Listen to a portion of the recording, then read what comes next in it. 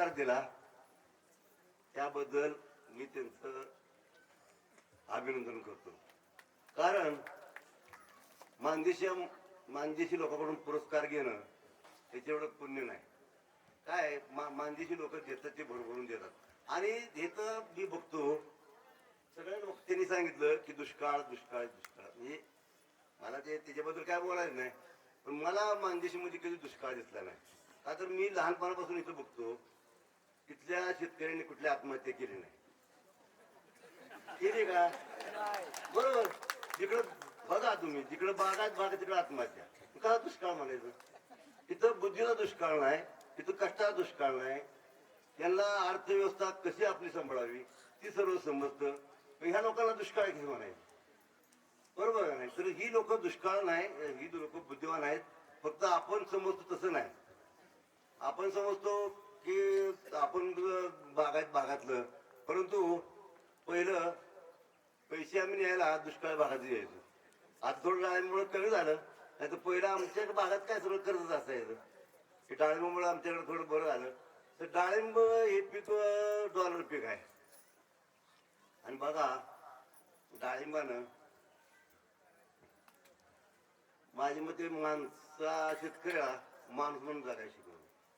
बघा डाळिंबानं तुम्ही कुठला शेतकरी घ्या, ज्यांनी डाळिंब लावलं त्याला जर विचारलं 2 वर्ष जाईल फेल, 3 वर्ष जाईल फेल, पण एकच वर्ष असं येतं त्याचं त्या आयुष्यातली सगळी कमाई निघून गेलेली आहे आजपर्यंत.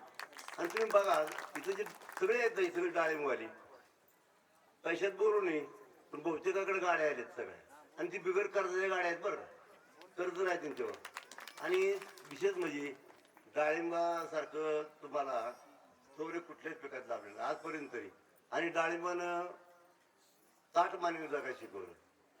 आणि मी तर असं मानतो की म्हणजे मी देव मानतो का नाही मानतो मला माहित नाही, परंतु मी डाळिंबाला देव मानतो. कारण तुम्ही बघा डाळिंबामुळं सगळ्यांचं कल्याण केले. ज्यांनी डाळिंब लावलं ते काय बोटा मोजाजोगीच असतील की बाहेर केली अपेक्षा झाली. तर डाळिंब ज्यांनी केलं ते लोक जवळजवळ बरीच इकॉनॉमिक दृष्ट्या चांगली झाली. तर डाळिंब कसं करायचं आता हे इथं मी काय सांगायला तर काय सगळ्यांना माहिती आहे. तुम्ही जरी आला तर सांगेन.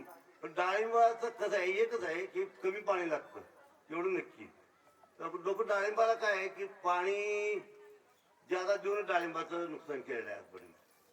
आणि आता इथं एक विषय निघाला की माती परीक्षण लॅब करण साहेबांचा ओपन केलेले आहे. परंतु मला कोणाला नावं ठेवायचं नाहीत. तर एक करण साहेब बरं का, माती परीक्षण लॅबचा प्रत्येक लॅबचा रिपोर्ट वेगळा आहे बरोबर. मग ती करतील का नाही आपल्याला माहित नाही. त्याच्यामुळं लोकांनी तुम्ही प्रामाणिक केलं तर त्याच्या एवढा फायदा कुठेही नाही. काय होतं परीक्षण लॅब ही व्यवस्थित झाली, लॅबमध्ये परीक्षण जर माती व्यवस्थित झालं तर आपल्याला परफेक्ट समजतं आणि त्याच्यासारखा फायदा नाही. परंतु काय होतं काय टायमाला एकच माती आपण 3 लॅबला दिली तर त्याचं रिपोर्ट वेगवेगळे येतात. हे लोकांचे काय म्हणतात. ते काय होतं आमचं कन्फ्युजन असं होतं. माझ्या जमिनीत मला सांगितलं ह्या जमिनीत केळी लावू नका, केळी नाही लावण्यासाठी अयोग्य जमीन. मी केळी लावायची कॅन्सल झाली. परंतु मी 1 वर्ष असं डेअरिंग केलं म्हणा किंवा काय केलं आणि बाहेर केली. आज माझी केळी कधीही आजपर्यंत एकरी 45 टनाला कमी निघाली. मला 2-3 लॅब तरी करू. त्यामुळं काय झालं की माती परीक्षण लॅब करण साहेब चांगलं करावं करतील ही मी ग्वाही देतो. आणि त्यांनी करावं. त्यांच्याकडे मी इन्स्ट्रुमेंट बघितले व्यवस्थित आहेत, त्यांची टीम चांगली आहे. फक्त त्यांची टीम जाती त्यांनी फक्त माती कशी काढायची, कुठली काढायची, कुठली भागात किती खोल काढायची तेवढं शेतकऱ्याला ट्रेनिंग व्यवस्थित दिलं तर तुमचं 90% काम होतं. 10% काम शेतकरी करतील.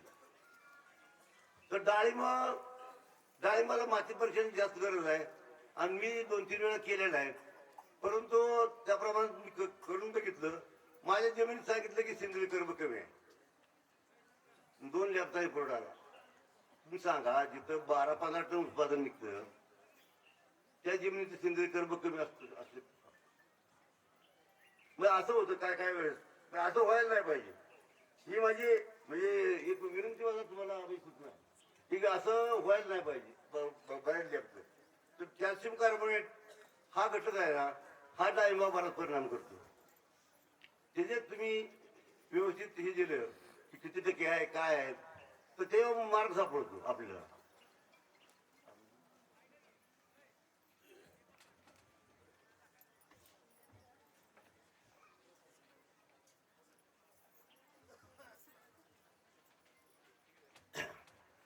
तर डाळिंब शेती करताना आता बेड पद्धत आलेली आहे.